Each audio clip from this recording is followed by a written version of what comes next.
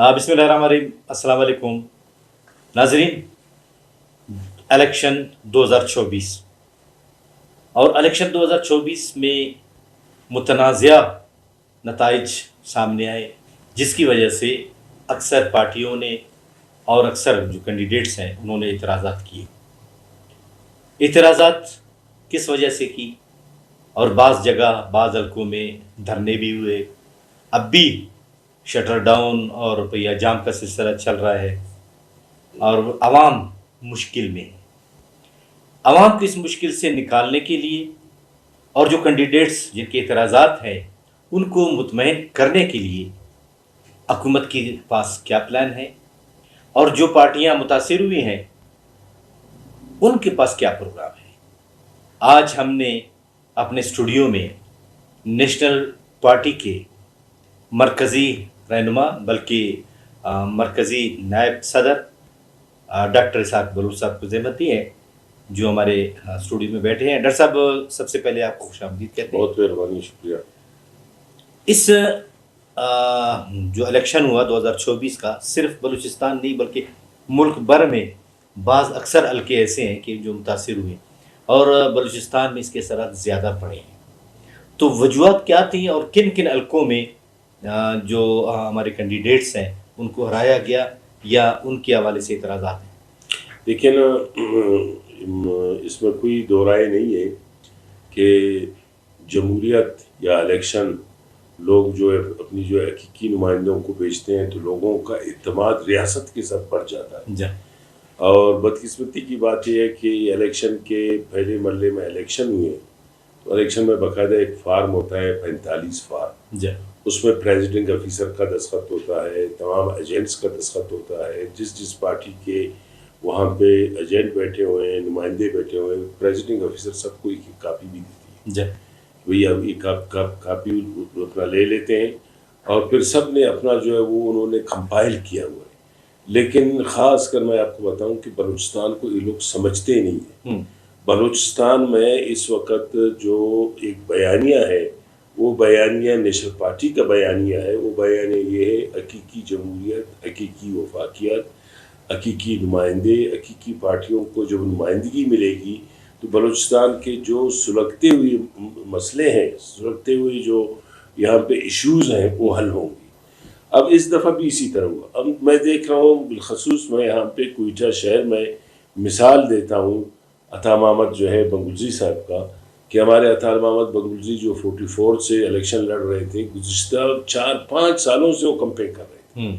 जब डॉक्टर अब्दुल मालिक बलोच साहब वज़ीर आला थे, उन्होंने कोई 1 अरब का पैकेज दिया सरेआब को, स्कूलों के रिपेयर्स के लिए, वाटर सप्लाईज़ के लिए, लोगों के जो बुनियादी ज़रूरियात थे, और उनको सबको बहुत अच्छे तरीके से मौजूद है। लोगों को अगर कहीं पे पानी मिल रहा है तो वही डॉक्टर मालिक साहब वाला पैकेज है।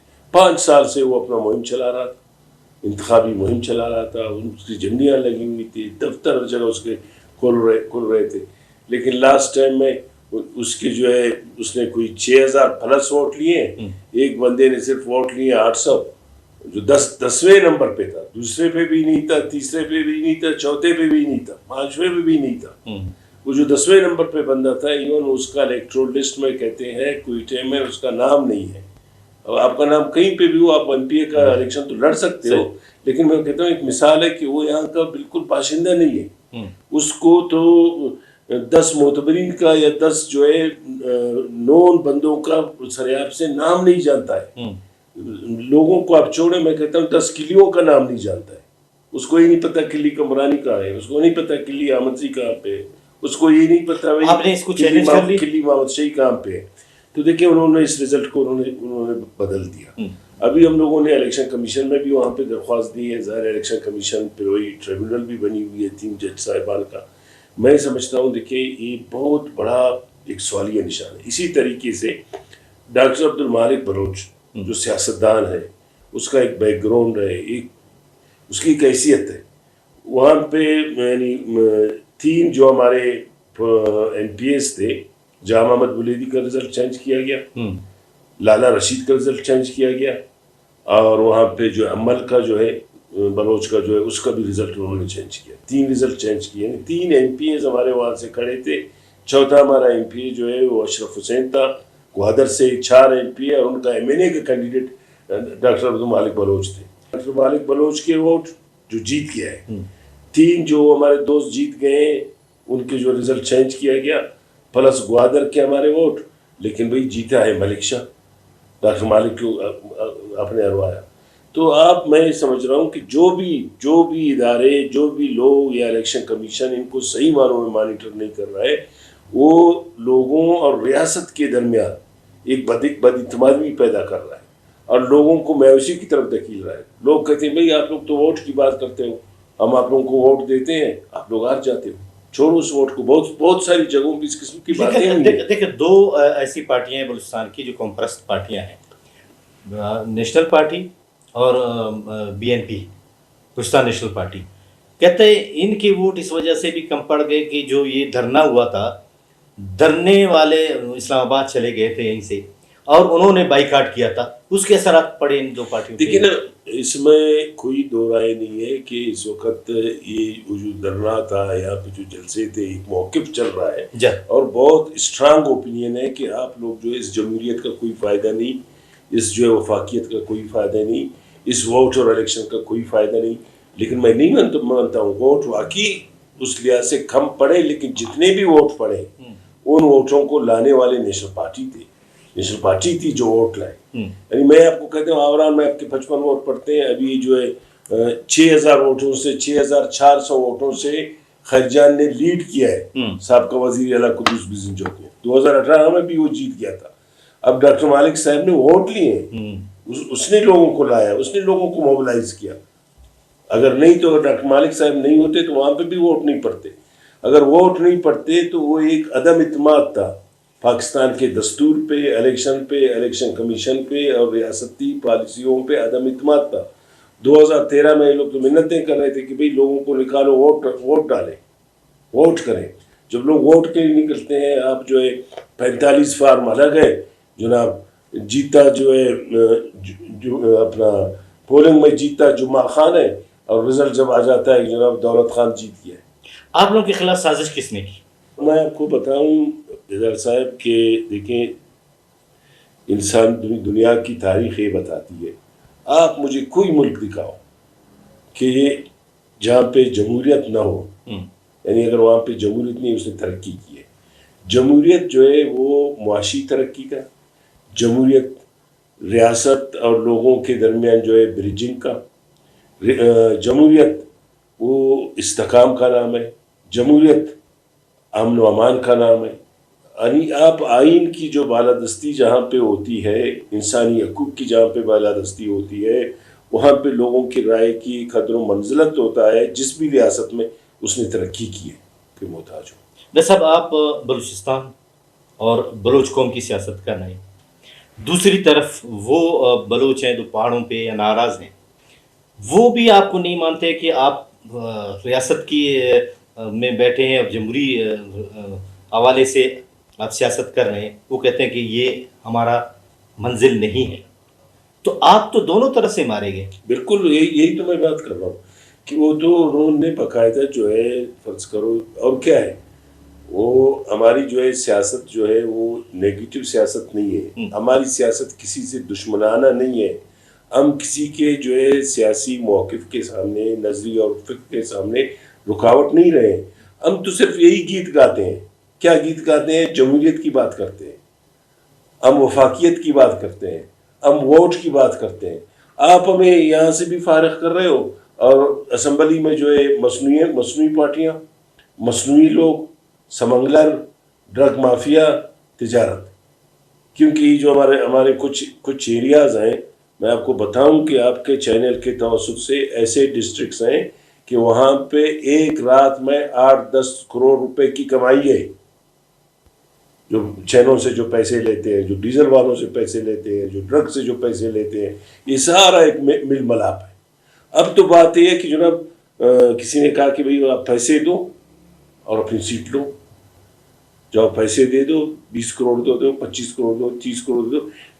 ऑडियोज लीक हो गए, लोगों के टेलीफोन लीक हो गए, ایک جو والد جو اپنے بیٹے کو کہتے ہیں ہاں بھائی کتنے چاہیے، کہتے ہیں ان کا 20 سے زیادہ ہو گیا ہے، 20 کروڑ سے زیادہ ہو گیا معاملہ. دیکھیں آپ جو یہ پریکٹس پورا خراب ہو گیا ہے. ہماری جو بلوچستان کی بلوچ پارٹیاں ہیں، بلوچ پرست پارٹیاں ہیں بلوچستان کی سطح پہ، وہ خود الگ الگ ہیں. دیکھیں نا وہ ایک الگ بات ہے. انتخاب میں انتخابی ایڈجسٹمنٹ بھی ہو جاتا ہے بعض اوقات مختلف جماعتوں کے ساتھ، لیکن یہ جماعتوں کی جڑیں عوام میں ہیں. نیشنل پارٹی کی جڑیں عوام میں ہیں، پی این پی کی جڑیں عوام میں ہیں. یہ مصنوعی پارٹیاں نہیں. جیسے میں نے کہا کہ آپ ایک بندہ جو ہے موبلائزیشن کر رہا ہے، جھنڈیاں لگا کے ووٹ دو ووٹ دو ووٹ دو. عطا محمد بنگلزی یہی کہتا ہے، وہاں پہ تربت میں نیشنل پارٹی کے ورکر یہی کہتے ہیں، پورے کیچ میں جو ہے وہ چلاتے ہیں، اپنا ایک کمپین چلاتے ہیں. اتنی مشکلات کے باوجود، اتنے تھریٹس کے باوجود اپنے بہت سارے دوستوں پہ حملہ آور ہوئے، لیکن اللہ تعالیٰ نے ان کو بچایا. ان کا قصور یہ ہے کہ بھئی آپ لوگ یہ بات نہیں کرو، لیکن انہوں نے کہا نہیں، ہم ووٹ کی بات کرتے ہیں، ہم یہی رستہ اپناتے ہیں، اسی رستے سے جو ہے ہماری قوم کی بھلائی ہے اور ہمیں ہمارے حقوق ملیں گے. آپ اس رستے کو بند کرو گے، اس کا مطلب ہے کہ آپ جو ہے، جو لوگ کہتے ہیں کہ ووٹ کی اہمیت نہیں ہے، آپ اس کے موقف کو تقویت دے رہے ہو. اچھا، جو پہاڑوں پہ گئے ہیں، ناراض ہیں، ان کو اس دائرے میں لایا جا سکتا ہے؟ دیکھیں نا، وہ ان کا اعتماد جو ہے مصنوعی لوگوں پہ نہیں ہے، ایک پرسن نہیں ہے. جب ڈاکٹر عبد المالک بلوچ صاحب تھے، اس نے جو ہے کوارڈینیشن کیا تھا، اس کے جو ہے مثبت اثرات آئے تھے، اس کا اچھا ریسپانس آیا تھا. تو دیکھیں نا، بلوچستان کا مسئلہ میں ہمیشہ کیا نیشنل پارٹی یہ کہتی ہے، اس کا قصور یہی ہے کہ بلوچستان کا مسئلہ سیاسی مسئلہ ہے. بلوچستان کا مسئلہ جو ہے طاقت کے ذریعے حل نہیں ہو سکتا. بلوچستان کا مسئلہ جو ہے آپ کے مصنوعی جو سیاستدان ہیں، جو ڈرگ مافیا کے لوگ ہیں، ان کے ذریعے حل نہیں ہو سکتا. اگر بلوچستان میں ایک اچھا ڈائلاگ ہو، اچھا مذاکرات ہو، اور گراؤنڈ ریئلٹیز کو مد نظر رکھ کے، اور ان لوگوں کے جو تحفظات ہیں، جو خدشات ہیں، جو مطالبات ہیں، صحیح معنوں میں ان کو حل کیا جائے تو یہ مسئلہ بالکل حل ہو سکتا ہے. کس طرح ہو سکتا ہے؟ یعنی آپ ابھی دیکھیں نا، ابھی پہلی بات تو یہ ہے کہ یہ جو مسنگ پرسنز کا ایشو ہے، یہ اپنی جگہ ہے، جس کو ڈینائی کرتے ہیں، جس کا یو رائٹس کے بھی بہت سارے جو ہے اعداد و شمار ہیں. جتنے بھی لوگ ہیں، آپ گڈ گیسچر کے طور پہ ان کو چھوڑو، آپ ان کو رہا کرو ریاست. اس کے بعد جو ہے اگر یہ مذاکرات کوئی اگر کرے گا، ایک سیاسی آدمی سے کر سکتا ہے. کوئی اگر مذاکرات کر سکتا ہے، وہ ڈاکٹر مالک کے ساتھ کر سکتا ہے کہ اس کا ایک اعتماد ہے، اس کی جو ایک سیاسی جو ایک بیک گراؤنڈ ہے، اس پہ اعتماد کیا جا سکتا ہے.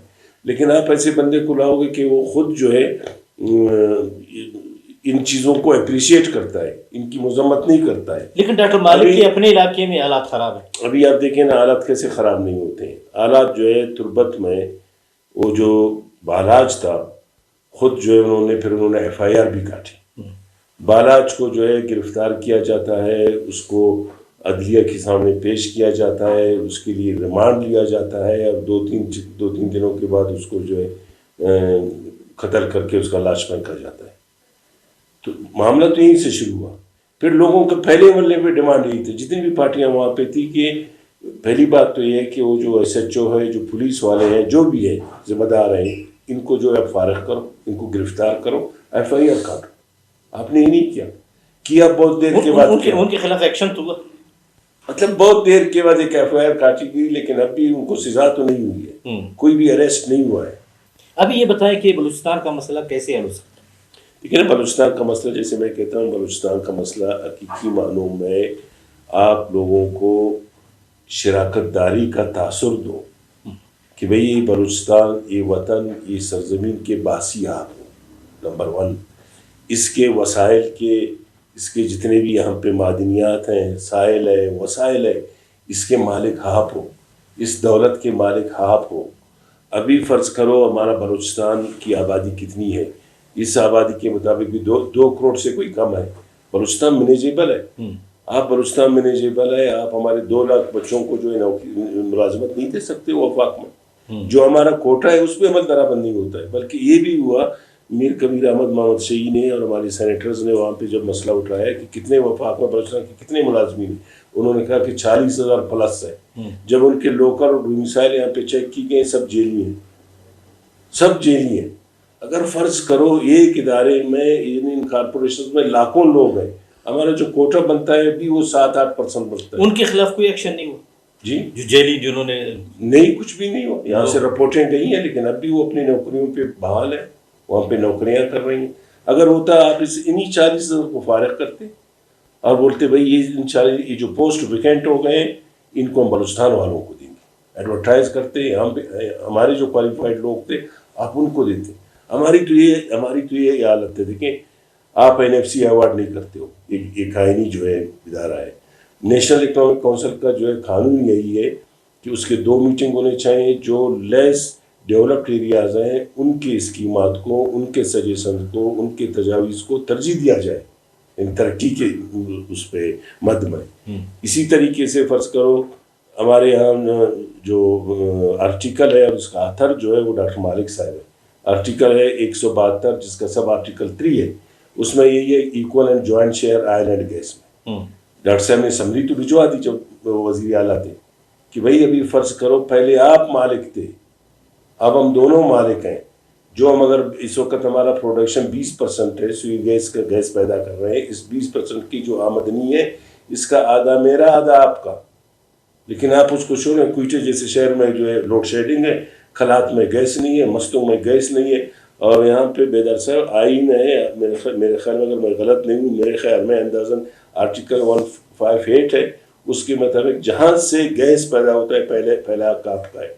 جب ڈاکٹر عبد المالک بلوچ صاحب وزیر اعلیٰ تھے انہوں نے ان کو لیٹر لکھا, یہ جو ہے اپنا ابیب پاور والوں نے کہا کہ بھئی ہمیں گیس کا سپلائی دو, ہم یہاں پہ کم از کم 60 میگا واٹ بجلی پیدا کریں گے.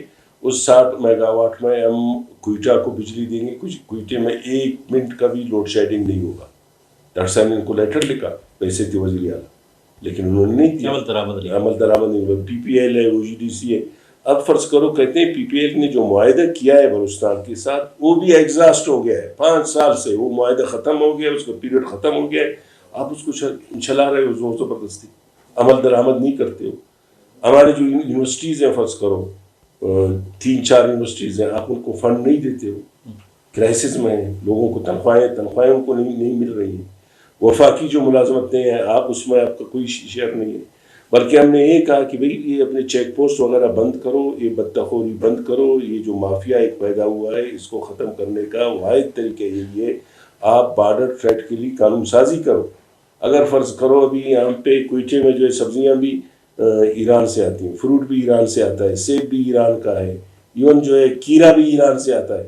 اگر وہاں سے کوئی لاتا ہے ٹیکس دے دے, ٹیکس ریاست کو ٹیکس بھی ملے گا, وہ یہاں پہ اس کا کاروبار ہوگا. وہ تو بیچارہ اگر 1 کریٹ کیرا لاتا ہے اس کے لیے بھی 500 روپے جو ہے راستے میں چیک پوسٹوں کو دیتا ہے.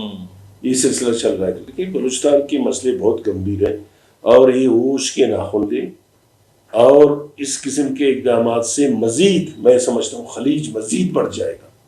مزید لوگ جو ہے بدزن ہوں گے, بلوچستان کے لوگ بدزن ہوں گے.